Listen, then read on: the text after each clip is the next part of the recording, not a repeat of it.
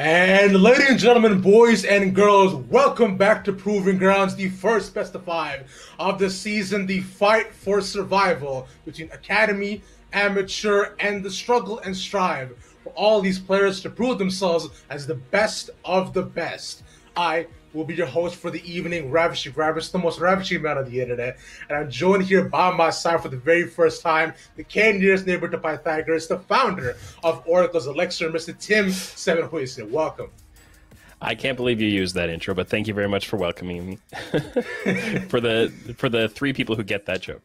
It's, you know what, that's what matters, because now with that we've now established rapport with three people who are extremely smart, so that's what matters, Tim. But enough about us, and let's talk a little bit about what we can expect today, right? Because it's going to be our first best of five. We're in the losers bracket, so these teams are literally in a do or die situation, no way out but up.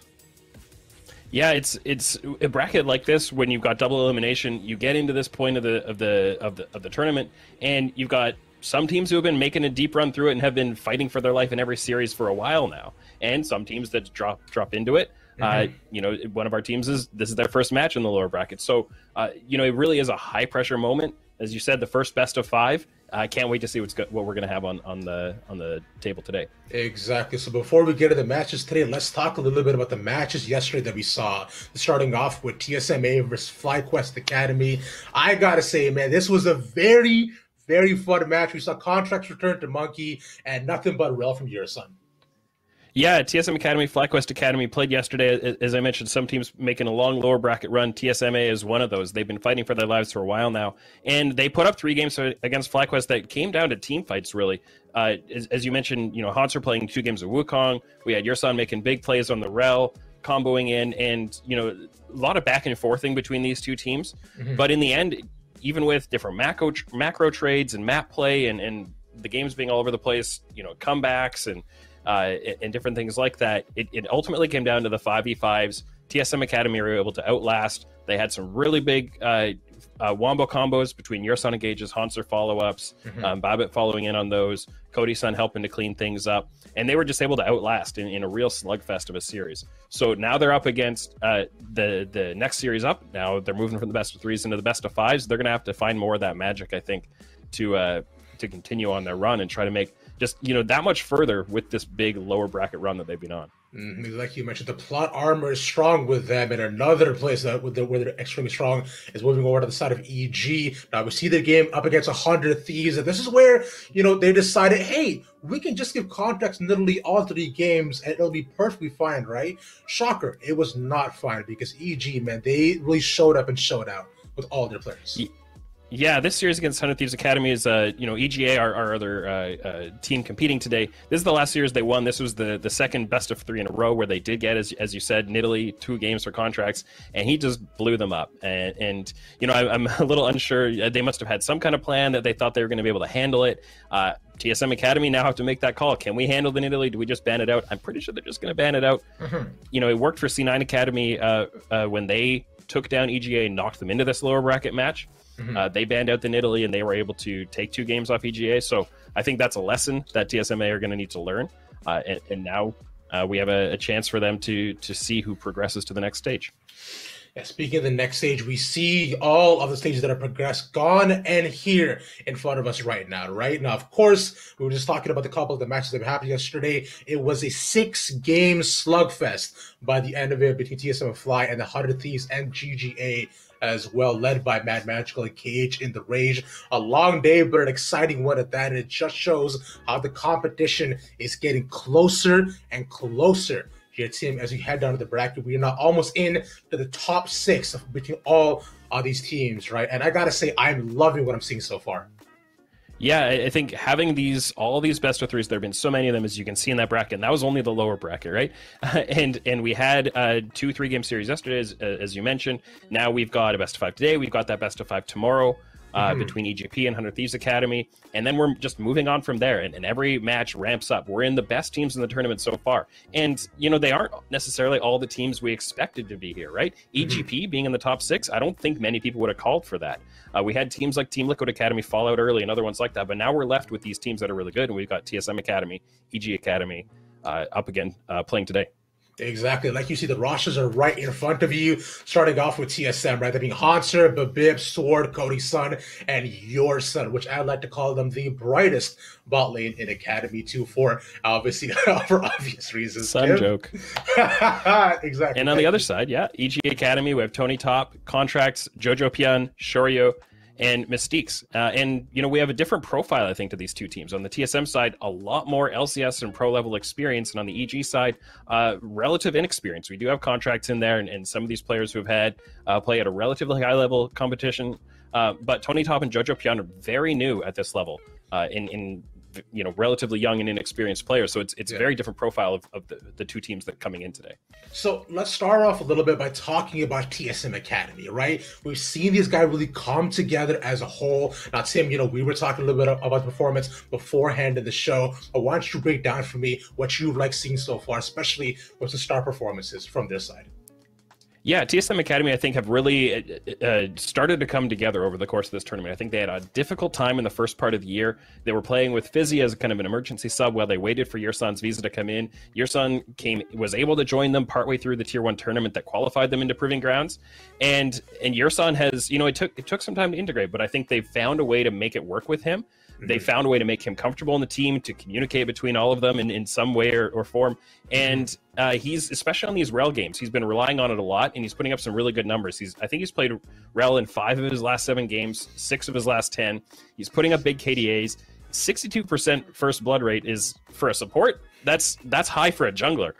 And all kinds of vision. Lots of wards getting out there, generating a really high vision score per minute. And the stats you can see here provided by Mobalytics. So I think Yersan is the player that I, probably on an individual level, that I really want to watch the most from the TSMA side of it.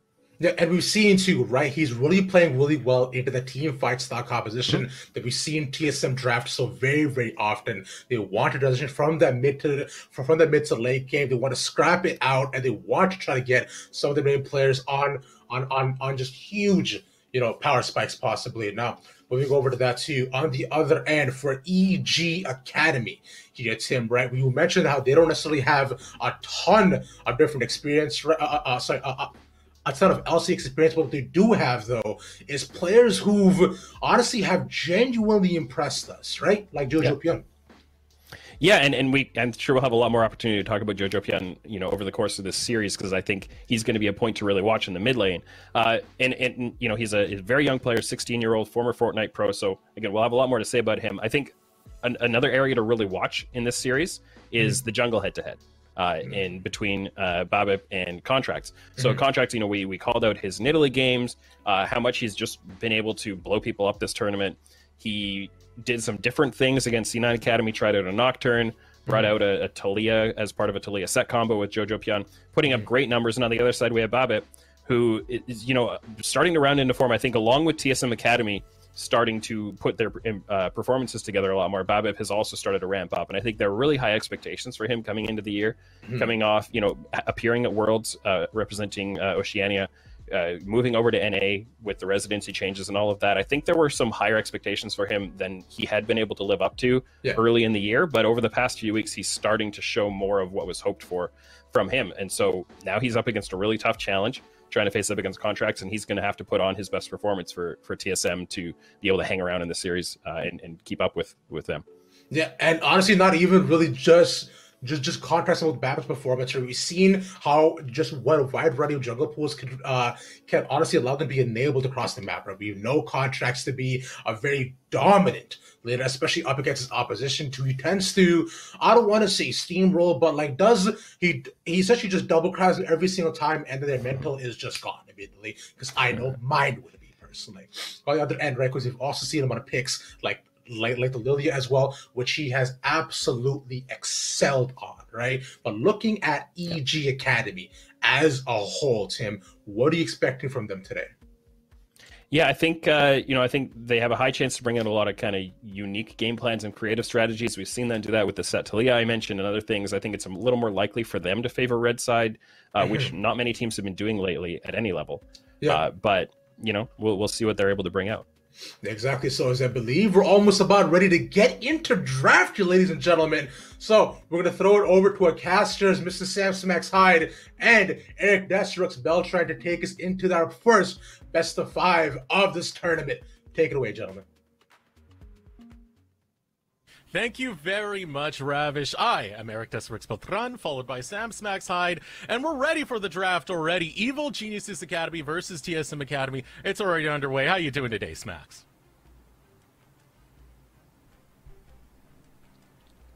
All right. I'm not sure if we're going through on the feed right now. Hey! You got me now, Smax? You got me? You with me? Yes, I can hear you. I can see the stuff that's going on our screen right now as we're getting into this draft. We've got some bands through. The Nidalee already gone. There was no surprise there. Nidalee gets bound away. They were talking about it on the desk. My eyes are definitely going to be on the Hecarim as well as the Udyr. TSM love blue side. EG Academy, when it comes to red side, they usually ban out those two champions, but TSM love to grab one of those two as their first pick, so I'm expecting to see that right here. Yeah, we will be finding out what the priorities will be for contracts right there. It looks like it is going to be that Udyr, and like the desk really talked about, you have to get rid of this guy's Nidalee. It appears like TSM also decided that they have to get rid of the Lilia too. So not really the same tier of junglers that we're seeing. The Udyr and the Hecarim usually are the highest priority in that regard. Those do bleed through a little bit, and that will be picked up by contracts in the jungle. So EG Academy happy to grab both the Gnar as well as the Kai'Sa. This does leave some pretty spicy picks up for support. I know TSM like to grab support right now. Mysticus, which we've been practicing saying that name over and over. He kind of updated it on the Gamepedia.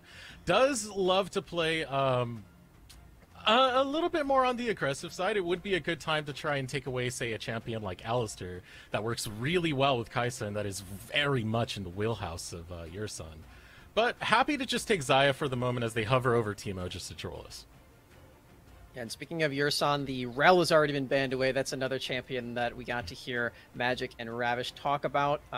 Yurson has saved so many games just in this tournament on that champion. But again, we're seeing that comfort pick being banned away does mean that the premier meta champions can be coming on through. So for Mystiques, he will be getting that Thresh over there on blue side, and it seems like that team is getting a lot of these really early priority champions. Yeah, and those champions do really well for EGA, but TSM have a hard time going against those champions. One of their #1 banned out champs is going to be the Thresh. And, look at the bot lane. Look what you get with that Thresh and Xayah combo. It's very hard to be able to lock them down and take them down, even when you do get the Hecarim, which was just locked in by TSM Academy. That being said, though, Hecarim is right up Bip's wheelhouse. Yeah, it absolutely is. Like we've been saying, the stun-click junglers of Udyr and Hecarim are in full bloom on this patch, as we are still on 11.6. No scissor dolls are going to be making their way on this patch. We're sticking with this one all the way through, and Hecarim and Udyr are the premier champions in that regard. But for Yurson, he still has his support champion that he needs to be selecting into this Thresh. The Nautilus has already been banned away by Evil Geniuses Academy. I would expect some other meta supports will be removed too, like that Alistar that you mentioned earlier. And for Yurson, we're gonna have to see what he still has left in that support pool, because we have seen mostly Rel. And some bans going out towards the top side as well. Jace and Wukong both bound away. One more ban to come out of EG. Both of these teams do love saving their solo lanes for the later half of this. Already Gnar was locked in, so we're just waiting for that mid lane pick to come out of TSM. And they will have counter, given that they are on red side. Last ban, going to be Orianna. Yeah, the blind pick mage of Orianna is just so strong in this meta. You can have so much control over the team fights with your zone control, and it pairs really well with Hecarim, giving him some movement speed. So definitely got to remove that one away. And if TSM Academy are going to blind pick a mage or just some mid laner in general, they will have that opportunity right now. Nope, it is instead going to be that Alistar, because they didn't ban it. They chose Orianna instead. So this makes me wonder what's going to happen in the mid lane. Jojopian, we've been talking about him quite a bit. He is a very aggressive mid laner. He likes taking picks that are not exactly control mages. He likes Lucian, he likes Renekton, he likes Set. I'm curious as to what he wants to go for here, because that could be easily counterpicked now that TSM Academy have opted to counterpick mid lane. So still waiting for the lock-in. We are going to get a Malphite locked into the top lane, so one more pick to go for EGA.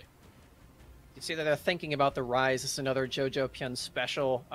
Even then, though, when he's picking these AP champions in the mid lane, it is champions like the Rise, who, like you mentioned, is not really a control mage. He does like to get down and dirty, slinging all of his spells in there. So excited to see if that's what he decides to go for. We're getting a Ziggs Hover, which would be definitely different. And yeah, all right, it is just going to be that Rise that we mentioned here for Jojo Pyun.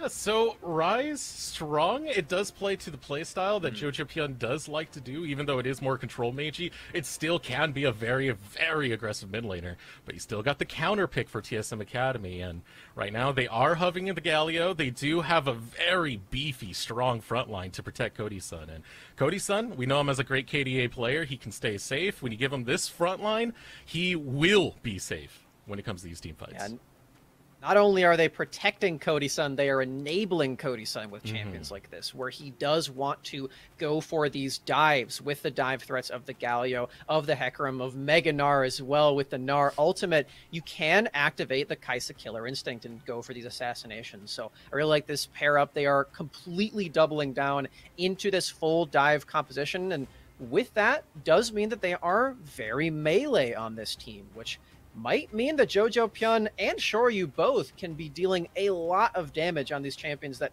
can really abuse those melee range champs. And now, looking at the jungle as well, it's the Udyr versus Hecarim. We usually see these both banned out. Like, they're high-presence champions that take a lot of bans. While it's Babip being very, very comfortable on the Hecarim, as well as Contracts being on something that's very high-paced, like the Udyr.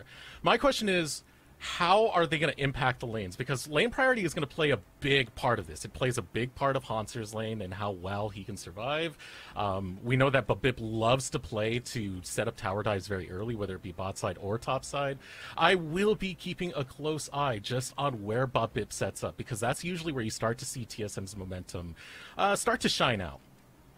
And it can be a bit tricky to break a lane like this Thresh and Xayah, who we've seen Evil Geniuses Academy prioritize very highly in this game here. They picked him really early as a response to this Kai'Sa, and like we mentioned before, Thresh is a champion that is very rare to see in drafts on this patch. It is, by all accounts, the strongest support. It can do so many different things, and it's up to Mystiques to actually show us what those things are in this game. I'm mainly looking at the kite back potential and the safety of the Lantern Dark Passage, at keeping these rather immobile carries of Jojo Pyun on the Rise and of Shoryu on the Xayah safe for later. Yeah, I mean, you were talking about the Thresh. TSM love to ban this champion out. It rarely gets through TSM's draft, so it's surprising to see it. It's even surprising to see a blue side that EGA were able to pick it up. Right. I do like what you do have for TSM in the bot lane, just because Alistar and Kai'Sa, they synergize so well so early, and it's such an enabling bot lane, but it's a lot to go through, a lot to deal with when you do have that Thresh out of Mystiquest.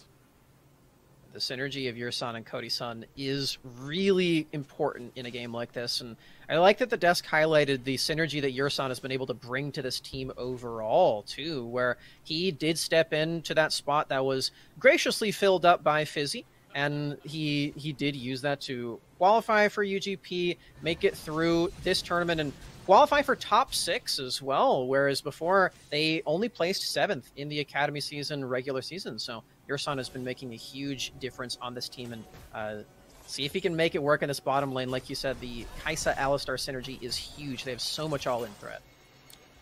Already pushing very early is going to be Evil Geniuses Academy. Yursan just making sure that that level 2 that EGA are going to be able to net up first is not going to be too much of a threat. And speaking of level 2s, over in the mid lane, Jojo Pyun trying to abuse a little bit of his own. Jojo's been an absolutely phenomenal player, by the way. You want to talk about players who've been coming up. Jojo has looked great. He's gotten so much hype. Contracts in the interview said he's pretty much LCS bound. Jojo, I believe, is the youngest player in the entire tournament, including all 16 teams. So for this guy to make top 6 as well as this youngest player in the tournament and as this new upcoming mid laner here has been really, really fun to watch. And From what I've heard from some of the players on Evil Geniuses, Shoryu most notably, is that he is a really strong voice on the team as well. He's really dictating the pace of how this team plays. So I think that's a really, really cool part of Jojo Pyun's story as he does make his way into this best of 5. I mean, they struggled a little bit in the regular season, but, you know, you got time, you got coaches, and they have developed quite well as a team. Now, taking a look at the top side, jungle pathing, we didn't really get too much action going off early. Usually TSM like to play off of their lane advantages, off their lane priority. You see Haunter shoved up all the way to this tower, and Babip's already responding by going after Scuttle on this side, so it's going to be relatively safe for TSM for quite some time, and especially safe for Haunter, who's putting up such a menacing threat for Tony Top. Definitely feels like the jungle and the mid lane alike are relatively mirrored in this one. We're seeing both Jojo and Sword teleport at the exact same time to get back to pushing their waves in mid. Sword comes back with a Null Magic Mantle, so he's going to be rather defensive, and I like that purchase a lot. It does show that TSM are fully aware of the full AP topside that Evil Geniuses have drafted themselves, and how they really only have one physical damage threat, and that is this Xayah. Being said, though, you can't give too much disrespect to Rise. Even if you do itemize AP, he does scale up and can do quite a lot when it comes to that late game.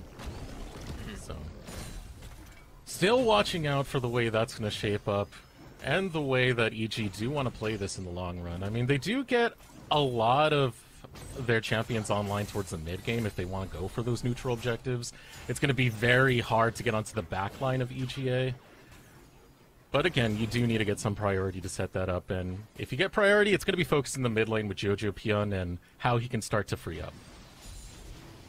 If there was ever a composition to access the backline, it is these 5 champions, though, Deserex. There is nothing that can stop a Hecarim charging forward into your backline, and then the follow-up of the Hero's Entrance from Sword, the Headbutt Pulverize combo from Yursan, not to mention your Marksman getting into the mix with Killer Instinct, so these champions are certainly capable of doing that if TSM want to have that game plan moving forward, but as of this moment, they haven't quite landed that level 6 power spike. They don't have their ultimates available quite yet, so they do let this dragon go to the wayside. A lot of that control coming out of Evil Geniuses. They got it in the bot lane, they got it in the mid lane. That is a free Drake setup, and there's not a thing Hecarim can really do about that, but Babip being on that Hecarim. You know, Babip right now is just looking for some sort of setup, some sort of way for him to be able to charge in, start setting up these lanes, get the kills he needs to, get level 6, and just onslaught of shadows to the backline and take down Shoryu. But Evil Geniuses are playing this very safely. They know the stakes right now, and they're not going to push the momentum too quickly. However, Haunter has no problem pushing some tempo of his own as he does get off his ultimate just for harassment, try to punish Tony Top, potentially set up something in the future for Babip. Heavily bullying him off of this wave as well. You can see that there is a gigantic CS discrepancy in top lane. Haunter nearly doubling that of Tony Top, but EG know where their win condition is. Here we go, the double flay comes in. Mystique Quest able to find it well. The first blood will come in as well. EG, in an instant, in a heartbeat, just turned the play online and take down TSM's bot lane.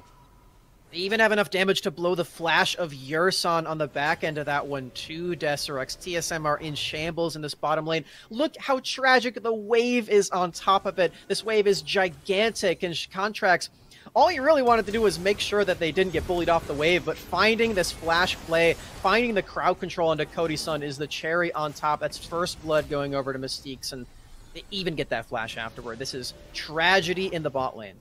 And it's got to feel good if you're Shoryu and Mystique Quest, because this is a very tough bot lane to beat. Cody Sun and Yursan are one of the hardest bot lanes in Academy. Even Cody Sun himself has said in an interview that he believes they are the best bot lane in Academy, hands down. So to be able to get this early momentum, to get these early kills, this early lead for a relatively safe player does feel great. The thing is, you have to keep up that momentum, and TSM are going to respond. It's going to be with Babip starting a dive towards the bot side. Here comes the Hero's Entrance. Yursan tries to find the knockup. He will find the kill off the back of the Ignite Sword. Able to show up as well, collect some of the gold, and that's it right there. TSM, just like that. They react. They saw what happened bot side. They want to make sure Cody Sun's getting ahead. That's the strength of the dive ultimates there, Deserex. Shoryu does not have access to his ultimate yet. He can't have that same defensive capability. And as we see this replay, we see Shoryu actually used his E really early. He doesn't have it right now, so he can't use that to get the extra burst. And then when he calls it back, Yursan does a great job dodging the feathers. So they don't get anything in return. Shoryu and Mystiques do fall in that bottom lane. And this might just be a hint of what's to come here for TSM Academy. They have these incredible dive ultimates, and if they can catch Shoryu like that again and again and again, feels like this might be a snowball to victory. Man, this is a comp that TSM really do like, though. Having both the Galio as well as the Hecarim. Anytime they've gotten a Hecarim, they will usually run something like that that can just dive the backline. They tried it with the Nocturne once, having the Galio as well, and it is just hell if you're an ADC. I'm not going to envy Shoryu's life once we do get towards the mid-game and TSM want to push team fights like that. Yeah. But we'll say, if Shoryu can survive, he will have a great time dealing a lot of damage, because you can already see all of the top side of TSM has Mercury treads. They have instantly built a bunch of magic resistance because of that triple AP topside threat of JoJo, Contracts, and Tony. So they've seen that that is the win condition, and if they can kill Shoryu, then they won't be punished. But it's that question that they have to keep on answering, because if they don't answer it even a single time, it might be the entire table turning on their head. And TSM are so good at being able to respond to a lot of these map plays, being able to respond to a lot of mistakes that other teams make. See Yursan really trying to set up on Jojo Pion here. It's not going to find it, and it's going to buy enough time for a response to come out of EG. That response just being Mystica is coming down to the bot lane, but it's still Jojo not by himself. TSM are kind of scouting out the area, but they're not willing to go through with the play, so able to stay safe down there will be Jojo. The strength of Thresh right there. He doesn't even need to do anything except press W. And you can see that in the bottom left of your screen as well. Mystiques has 3 points in his W already. He knows exactly what ability he is there for. It's just that Dark Passage. He needs to have that safety for these immobile carries on Evil Geniuses Academy. So him just being there is enough to signal TSM off of that play, even after Sword expends that Predator. But doesn't mean that EG can't make a play of their own. It's tough to make this play, though, because you're just basically hoping that Yursan goes in first to start this off. If he tries to go with the standard engage, he just gets plotted out by the ward. You're not going to get anything there. But TSM, going to be the wiser to this. Going to call out for the drag start, knowing they have lane priority. Now they know Contracts is in the area. Now they know a fight might break out, but Bip getting that dragon lower and lower, falls to about 2k. Contracts is eyeballing that very closely. Keep an eye on Yursan too. He's over the wall waiting for the Hex Flash. It will go over to TSM. Onslaught of Shadows and Evil Geniuses are just getting destroyed like that. The engage is so fast and so brutal. TSM take a team fight win.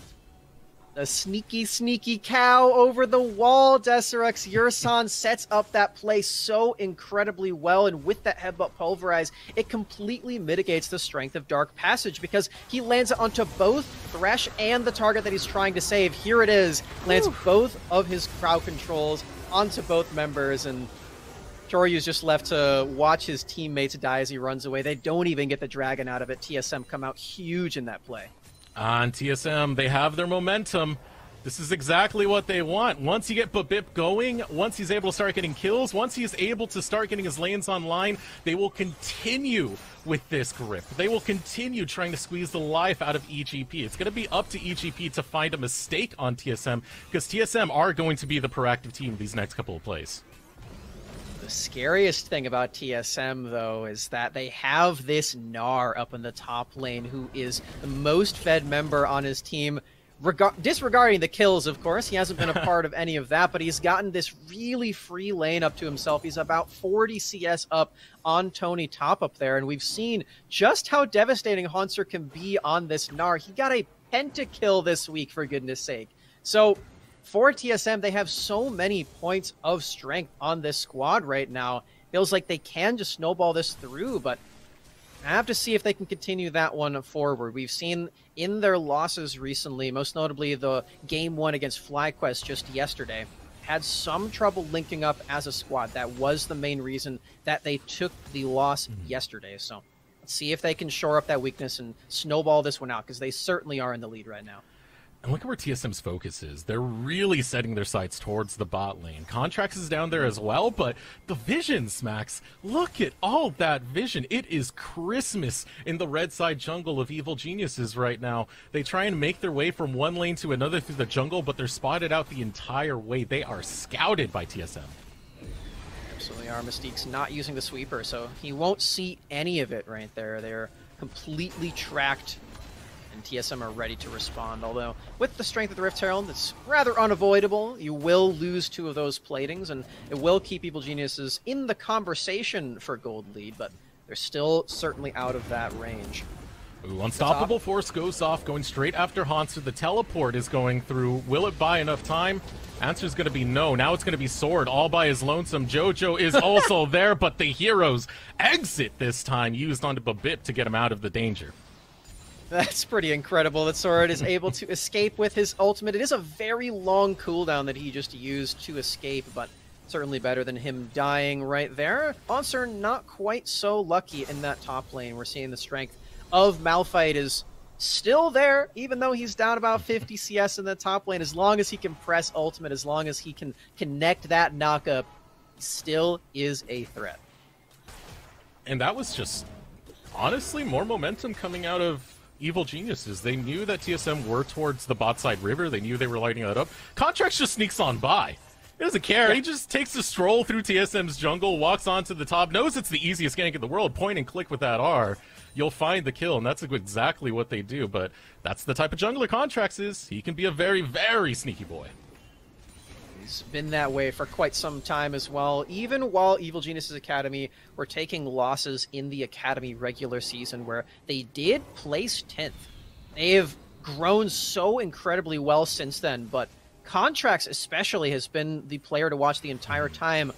He had the highest kill participation of any player in the Academy regular season, and we're seeing that maybe extended to a kill on Sword. He just as punches out. Yeah, looking to extend that kill participation. Turret's getting lower. Sure, you will be able to take it down. There is some backup in the form of a BIP nearby, but Evil Geniuses are proud of their work, so they will take their turret and they will take off. That is first brick going over to Evil Geniuses. They're backing away at a rather inopportune time, though. The Dragon's up in 30 seconds, so it's a little bit risky of them to do, but they're going to need some extra firepower, especially in Shoryu's items. We saw that he had a Noon Quiver before he recalled. He's got the full Gale Force now, so that Mythic coming online might mean that he can deal extra damage or survive. That's a very versatile item when it comes to these dive compositions that they're up against, but they lost positioning over this Dragon Pit right now. It's up in 5 seconds, so they might lose out on the full objective. Oh, they're going to go for the Dragon and immediately make a play for Rift Herald. All their vision's over towards that top side, so just pulling Dragon out for now. They have no real worries. Mystique's and Contracts are coming towards the area. Babip already won the Smite fight earlier. Teleport. They are both level 10, so the Smites are going to be even. It's getting lower and lower. It'll be taken by TSM. Babip now trying to get out. The Bear Slap will find its mark. Babip still going to run, still using that E as best as he can. The knockup goes through. Oh. Death Sentence doesn't find its mark. TSM will get the Dragon, and they will get out. Tonytop used his teleport. He was just a little bit too far away from the fight. He can't find his flash ultimate range onto anyone other than Babip, but Babip can just ultimate out, and he has that unstoppable, so it's really risky to do that if he does time the Hecarim ultimate well. So deciding not to go for it, Tonytop will use a lot in that play, and EG come up empty, and it's even worse than empty too, because they gave over that Dragon, and Hanser got to remain top lane again. He is still getting so much gold and experience in that top lane alone. Okay, the only silver lining you got is EG were able to take that mid lane tower, so it's still an influx of gold onto Shoryu, but I pretty much echo your sentiments. Hanser is getting rich up there. You can see the CS difference. He's only going to get stronger as this game goes on. He's a veteran player. There's a lot of experience. There's a lot of havoc he can reap. And now EG setting up for this Rift Herald, but Bip and Hanser are in the area. So let's see if they'll be able to get it uncontested. I'm not sure if TSM even know that it's going on right now. They will know now that Yersan's gotten closer. 3k health remains. Here comes Babip going straight for the back line, but the Featherstorm will keep Shoryu alive. Uses the Gale Force as well. He's able to stay uncontested. Babip's trying to find more. Jojo's already gone down. Unstoppable Force only lands onto Yersan. EG are in retreat. TSM, they take the team fight win. They get Jojo Pyun, and they get the Herald off of that one. TSM again swing the gold lead in their favor, and they pick off the member of Evil Geniuses that really was keeping them in that conversation. You see how gigantic the CS lead is in mid lane for Evil Geniuses. That's about a 50 CS lead right there, too. So for Jojo Pyun to be the one to go down, it is going to shut him down for a little while longer, and he will not be able to gain anything off of that. And when you look across the board, yes, they are building a lot of magic resistance to deal with Jojo, but he's still going to be a huge win condition, as he has shown to be for EG in the past. Yeah, the thing is, TSM are getting onto him now, and we're going to see a little bit of how they actually did get onto that backline. Because look, on one end, you got your son, on the other end, you got Babip. For Jojo, he unfortunately does not have a way to go untargetable, as Shoryu has shown us in that play, but he will get feared up, he will get knocked around and sent directly to the Death Realm on this Rise. And there wasn't a Lantern to save him there either. He was feared the entire time, so Jojo does get knocked down, but he's not going to stay down for long. He's going right back to that side lane to farm back up, and he likely will be the first member of the Rift to hit that 200 CS mark. So he's farming well, his team's just not in the best spot when it comes to map control. TSM are really holding down that map control quite well. The gold, you can see, isn't really that different at the end of the day. It's just TSM. They will make play, set up vision, make play, set up vision. Evil Geniuses now, the plays they made earlier, they did some advantages for them. They got them some spot on this map, but now it's starting to look more and more like TSM's game, as they're the ones who are always with the initiative. For TSM, they've got a lot of utility to back up their dives as well, so as long as they find their crowd control and they find their angle into the fight, it doesn't really matter how close or how far the gold lead is. They find those priority targets. If they find these plays, then they will be able to snowball this one out of control. We're seeing Sword. It's gone for the Shurelia's battle song, so he's going to be providing his team a lot of extra movement speed, which Babip certainly enjoys. It directly translates to attack damage on Hecarim.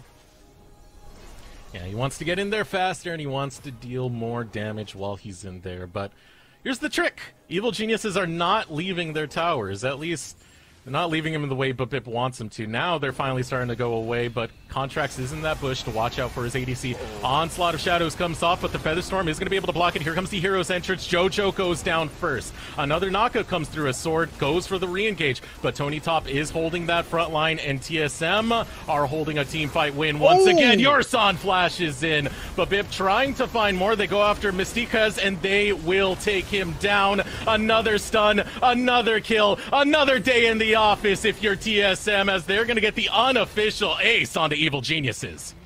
That's all it takes right there, Destrex. TSM find that fight angle. They clean up 4 kills. And again, Jojo finds himself caught out. He can't get out of the Hecarim crowd control. And as you said, Babip just wanted them to get off of that turret. The second that they do, he does not care about Contracts at all. He runs directly past him, crowd controls Jojo the entire time, and he's just dead instantly. He can't flash, he can't do anything, can't even take the Lantern. And then from here, EG's just a man down. They can't do anything else, and then Yursan decides exactly what is going to happen for them. He dives into that backline, as he typically does. That will secure TSM 4 kills, and I believe the Baron as we go back to live. One engage tool is used. Yeah, they got about 5 others. TSM continue just chain engaging. If it wasn't Yursan, then it's Sword. If it's not Sword, it's Babip. If it's not Babip, it's Hanser. Even Cody's son wants a piece of it with the Killer Instinct. TSM, they got the pedal to the metal right now, and honestly at this point, they're just looking to close out this game and start looking at the next one. I feel like Jojo Pyun needs like a QSS or something so he doesn't get feared up and killed immediately by Babip, or really anyone on TSM, because he has been the focal point of this squad. They have built so that he doesn't deal any damage. They have dove him constantly, and it's snowballed TSM to where they are right now. They're looking to close out this one. I will say, off-screen, Contracts did pick up a dragon. So it's 2-2 in that regard. If EG can pick up 2 more of those, then that would be the Ocean Soul. But fortunately for EG, that's also true of TSM, and they have Baron, and they're snowballing, and they haven't won a fight in a while. Yeah, if you're EG, you just surrender this inner tower. There's no reason to try and defend it. You're putting Jojo Pyun in a very, very rough spot where he can get dived if you want a defense here. Haunter will be able to take it down. You see EG, they're just playing with fire. They're trying to find the dent in TSM's armor that they can exploit, but it's not there at this state of the game. They are just too strong. Comes as a price of Evil Geniuses not really giving themselves a lot of pick opportunity in this comp. It's very much about kiting back and dealing a lot of damage, but when that plan isn't going to work, and there's not a lot left to do other than just hope and pray that they get to a late game situation where they can match the gold and they can potentially find a fight where Jojo Pyun is able to deal all the damage that we know he can do on this Rise, and really just be the Jojo Pyun that we've seen him in the past. Thing is, he's not playing Lucian mid, man. Uh-oh. Oh, Jojo Pyun getting no. caught out here. He will be able to get the snare. Dead Sentence goes out. They're going to find Babip, and he will go down. He is shut down. Now Yersan will be the next one. Evil Geniuses putting their crosshairs onto him, but Sword with the hero's entrance will make sure that his support stays alive. Evil Geniuses, they get something. There's some life still left in them. Got 2 words for you, Eric. Jojo lived. He survived the dive threat from Babip this time. He does not go down.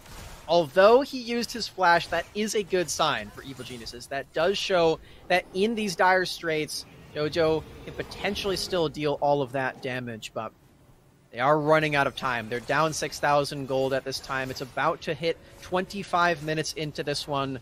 Yes, the Baron has expired for TSM, but they already got that main prize they were looking for, which is the mid lane inhibitor. They still have a couple of turrets they can knock down as well, but I imagine they're just going to be waiting around for the next objective, or potentially the next pick opportunity. Yeah, there's not really too much to grab objective-wise, so yeah, you're just waiting for this 1 minute, 30-second timer to try and spark up a team fight. But even then, I'm not sure if it sparks up a team fight because we're not at Soul Point just yet. Evil Geniuses have done a decent job of being able to at least grab some consolation prize dragons, but it's stopping a win condition for TSM, so it's giving Evil Geniuses some time into this. The thing is, if TSM don't find one way, they want to find another, and it's going to be onto Mystikas. He's by himself. Cody-san will grab that kill. I am sort of wondering why he was by himself. I didn't quite notice what he was doing over there, but he does get picked off for it. TSM also asked the question, hey, why is he here? We should probably go kill that guy. And that's exactly what they do. And they're going to get an inhibitor turret in the bottom lane, too, off of it. Members of Evil Geniuses are trying to push out other lanes. Look at Jojo. He's still not even recalling. He's trying to get that turret. Hey, buddy, your base is dying. You got a turret, though. He did. He's able to score that over in the top side. I mean, at that point, with Mystiquest down, there's not really much else you can get. This is really scrapping at the bottom of the barrel for whatever you can find. And, you know, some gold onto Jojo to get him going even more, try to get him towards that late game state. I'm not fully against it. I don't think they could have defended that inhibitor tower, but this is something where the pressure is now getting a little bit insurmountable. Dragon spawning very soon, and EG have to respond to this. Truth be told, Jojo is perfectly within his rights to do that, but he can't do that very much more. Oh boy. So here we go onto the back line. Yersan with the hero's entrance, going to get the knockup. Onslaught of Shadows goes through as well, and Jojo is CC'd for days. Shoryu still getting some damage on the Haunter, but Haunter will just slam him against the wall. 3 down for Evil Geniuses. Game number 1 is going straight to Team Solo Mid Academy. They've got these super minions. Oh, and even Cody-san can go all the way into the base over the wall with his killer instinct. Feels like this is about all that's left in this game. TSM Academy, all 5 members marching into the base, and Contracts just wants the Gromp. He's gonna get it. You gotta pad the stats. You gotta make sure you get, you know, from a B to a B+. Let's just do it right now. He has more farm than Babip now. That's all that counts. That's all that counts. Jungle Diff. Jungle Diff. Nexus goes down. This is a best of 5. Game number 1, TSM. All right. Looking nice from TSM with their fully fledged dive composition. They found Jojo Pyun so many crucial times, so many key moments where he was crowd controlled for the entirety of the fight. just watching his health bar go down without being able to click anything.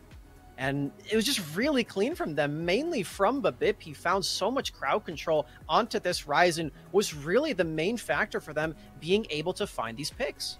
Yeah, I agree with you completely. That whole game was won off of let's just bully Jojo Pion. The crowd control, it is a TSM comp. The Galio plus the Hecarim, they work so well together just because it allows that backline dive. And not just allows it, it puts on layers of CC on top of it. Once Babip gets in, you're fleeing. You're trying to run away. You're terrified. You're like, what is this horse doing in my lane? Suddenly, Hero's entrance comes in. The Hero's a villain. He's beating your ass up. And now Jojo is the one that's down. So you can kind of see the game plan that TSM wanted to go for. It was just annihilate the backline, make sure they can't do anything, and Shoryu definitely had a very, very hard time trying to survive that game. He absolutely did. He did survive some of the dives, but that's just because he has that use of the ultimate to keep himself alive. But yeah, Jojo's not so lucky, and Shoryu, even after that, was still under threat. We saw so many dive tools capable from TSM Academy. The Gnar came through from Hauntzer in that last fight to shut down Shoryu, even after both Hecarim and Galio ultimates were used on Jojo. They still had more left in the tank. This composition was so nice for TSM Academy, and you can tell this is something that they have been practicing a lot specifically for this. Yeah, so we are going to throw it over a short break. When we return, our analysts will be sure to catch you up with what just happened in that game. We'll be right back.